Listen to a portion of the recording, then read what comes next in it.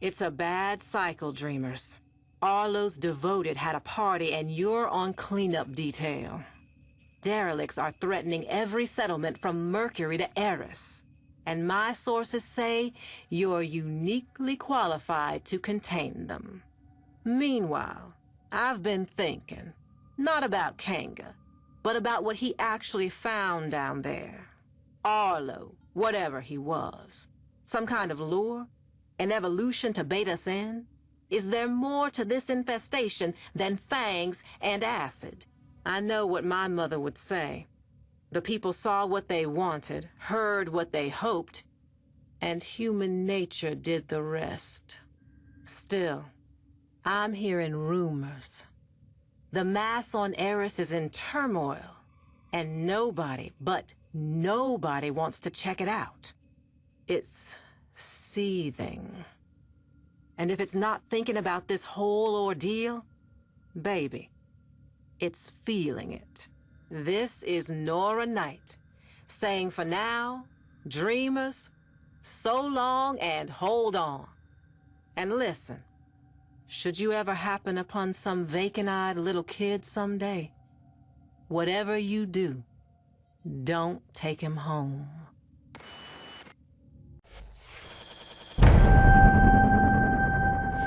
Hey, what's up my clandestine little Kiwis? This is Rob from Gay Guy Plays, and today we are back with another installment of the Weekly Nightwave, the series where we take a look at this week's acts and find the most entertaining or most efficient way to take them on. In addition to that, we finally got the last chapter of the Emissary series, and let me tell you, I absolutely loved the way that it ended. It didn't crescendo in the way that I thought it would, but instead it kind of simmered down into the seething darkness. But you know what? If I keep talking about it, it's just gonna go on and on, so we'll save that for after we take a look at the acts. In addition to that, we also don't technically have a Warframe of the week, but we do have a Warframe customization of the week that was actually requested during one of my streams, so I wanted to make sure that I had you covered. And then finally, closing things out, I actually wanted to expand this series outside of the world of Warframe and talk about things that were kind of entertainment related. I know that sounds really, really odd, but I figured it's Nightwave. It's like a radio show. They kind of go hand in hand. Plus, this is all of our quests for the week. So these are all of the entertainment bits that I think would be cool for you to maybe pull up on a second monitor or have going on your phone so that you don't absolutely burn yourself out doing the same boring things over and over again.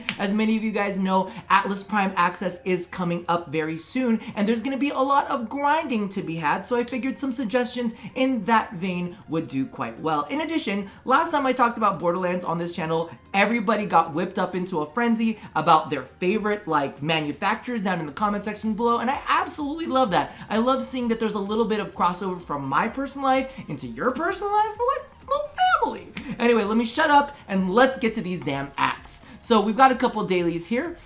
Accelerator, kill 20 enemies while sliding. Reactor, kill 150 enemies with radiation damage. Shiny, pick up 8 mods. Then for our weeklies, this one actually gave me a chuckle because I was like, don't blow it, but maybe do blow it, if you know what I mean. Complete 12 conduits in disruption. And this is the thing that makes me angry because we have things like Don't Blow It, which is such a cute name. And then we have Earth Miner. which is mine 6 rare gems or ore in the plains of Eidolon, which I actually enjoy doing, I'll tell you that right now. Eximus Eliminator, kill 30 Eximus. Test subject, see that one's kind of like a cool one. Complete 8 zones of Sanctuary Onslaught. Unlock relics. Again, it's like they didn't try. Unlock 3 relics. Then we get into our elite weeklies, which is Hold Your Breath.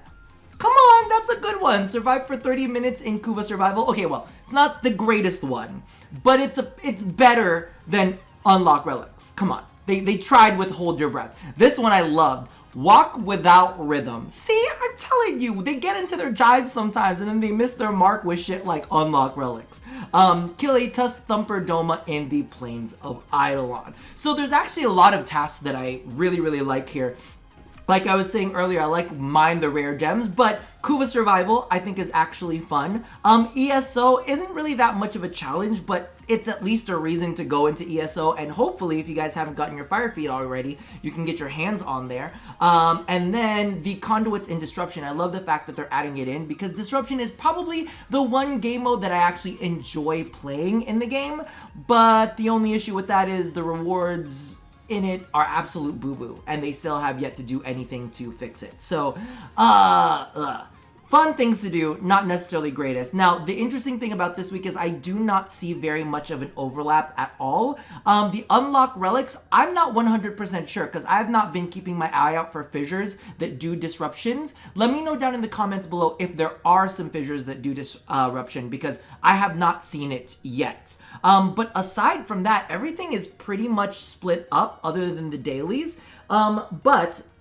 my challenge for this week is, no, fuck it, no challenge this week. I really want to talk about the Emissary. Number one, does this not trigger you at all? 35, 15, 37. I might have to do 40 acts. I might need 3 more just so that I'm like, it's like progressions of 5 instead of like this weird 37 one. That's really gonna bother me. But, okay. So as you guys may or may not know, I had kind of banked on this last episode with like maybe Kanga being sacrificed or him being, I don't know, something weird happening to like kind of get some vindication for Kanga tricking everybody into following this weird infested creature that was living inside of Arlo. But instead, the last episode goes on a complete different tangent, which like legitimately kind of threw me for a loop because I was like sitting there and I was like, so what are you saying? What are you trying to tell me? So this whole thing with the last episode and the way that they framed this last episode where they were talking about like Arlo and they were saying, were we just seeing something that we wanted to see? You know, did nature fill out the rest? I was almost thinking that this is kind of weird. I'm wondering if the infestation is evolving because that's what infestations do, right? They evolve and they change and they get better. It's a mutating gene that we have going on. So what if Arlo was just bait, right? What if Arlo was never real? But they were like, what if we create something to lure people in? And what if that is in the guise of a child? Right? So it had me thinking about those anglerfish. You know how they like dangle this shiny little lure in front of your heads? Because listen, that's an adaptation, right? It's like this dangly little lure, but inside of it is more infestation, right? And then all of a sudden, when something gets too close to that lure, boom, the anglerfish goes in and like eats them.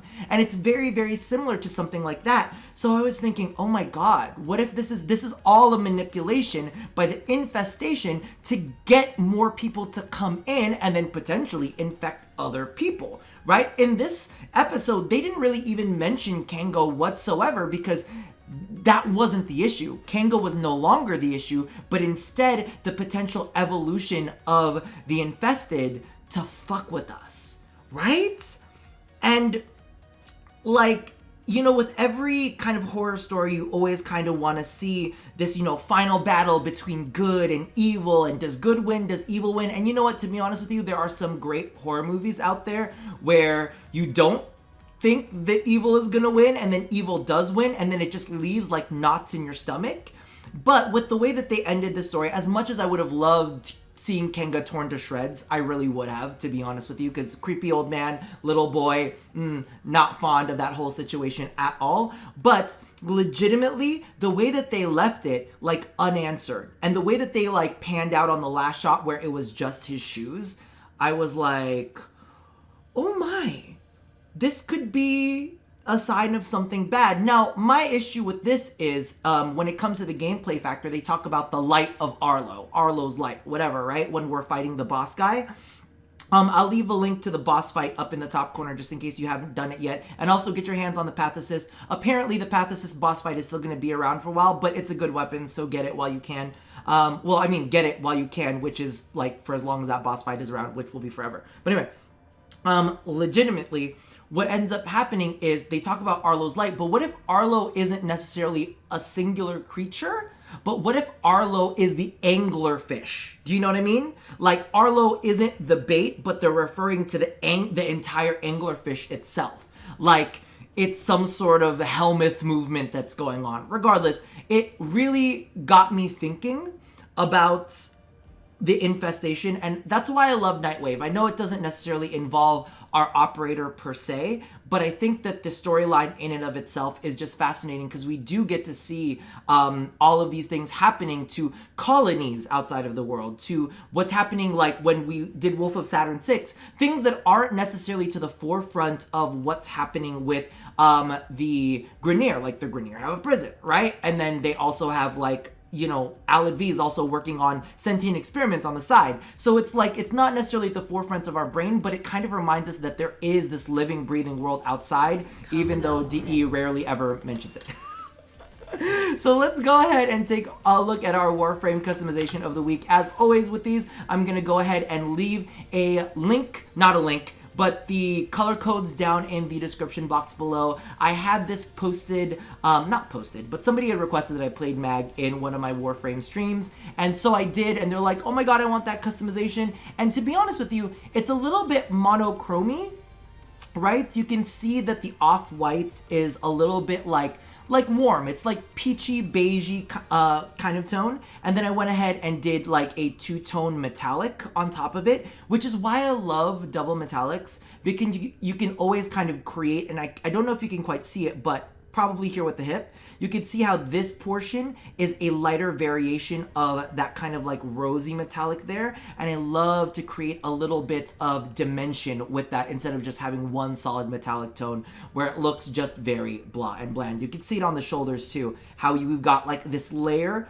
of like the really, really almost champagne-y light kind of rose, and then you have the deeper rose, then on top of that you have the overlay of that shoulder piece. Really, really pretty. Absolutely love that. But what I find interesting is all of those are warm tones, and then you kind of slap on like a cool tone to accentuate it, which is this teal color. Oh, absolutely love that. Again, color codes down in the description box below. Now, the last bit that I actually wanted to go ahead and hit you with, and I'll keep it short and sweet, is with the Nightwave that we've got going on. I actually wanted to recommend a podcast to you guys, because in a previous video that I did, you guys were saying that you actually listen to a lot of podcasts and didn't necessarily watch Netflix too often in the background, because that way you can just hear it. But my favorite of all time is always Welcome to Nightwave, and I believe it's a bi-monthly podcast, so you get it twice a month, once on the 1st or the 31st. It's either the 1st or the 31st, and then once on the 15th, and they have hundreds of episodes. And it's basically kind of like Nightwave. It's got an ongoing story with ongoing characters, and like all of these different storylines unfold. It's absolutely fantastic. They also have another kind of side series called Alice Isn't Dead. And yo, I'm gonna tell you right now, like Welcome to Nightwave is great. It's kind of like the kookier version of Nightwave, all right? So Welcome to Night Vale is the kookier version of Nightwave, but Alice Isn't Dead is like the darker version. Like, if like you think this is dark, no, Alice Isn't Dead gets even darker. So take a look at those 4 podcasts. And then a new show that I've just tuned into that was recommended by me from one of my friends is, oh my god, it's on Amazon Prime. So listen, if you got Amazon Prime, you should have access to Prime Video, and I believe it's called Carnival Row. Let me just triple check that. But I watched I watched the first few episodes, and it was actually very, very good. It's a little bit weird because, yeah, it's Carnival Row. It's a little fantasy-esque, but it's also kind of dark. It has Orlando Bloom in it and Cara Delevingne. Very, very, well, Orlando isn't the greatest in it. Kara's pretty good in it. So that's kind of cool. It's like high fantasy, but it's dark, but it's also kind of like a period piece. Check that out. And then, was there anything else that I wanted to leave you guys with? I think that's pretty much all of the big recommendations for now. The only thing that I want to say is, yes, we get to keep Spider-Man in the MCU! Now we don't have to revisit all of those sad Tom Holland memes, right? Regardless, let me know what you guys would recommend down in the comments below, especially when it comes down to podcasts, because I don't have too many of those to listen to. Also, if you want to have a subject-driven version of the Nightwave, the weekly Nightwave, toss any subjects that you'd like me to chat about down in the comments below. Maybe like a wider scope of video gaming, not necessarily just Warframe. Toss all of that down there, and I hope you guys stuck it through till this bitter end. If you guys did, do me a favor and leave me a ++ in your comment, and leave me a thumbs up. So that about does it for me for now. So as always, love somebody, hurt nobody, and touch your body. I'll see you guys next time. Bye-bye!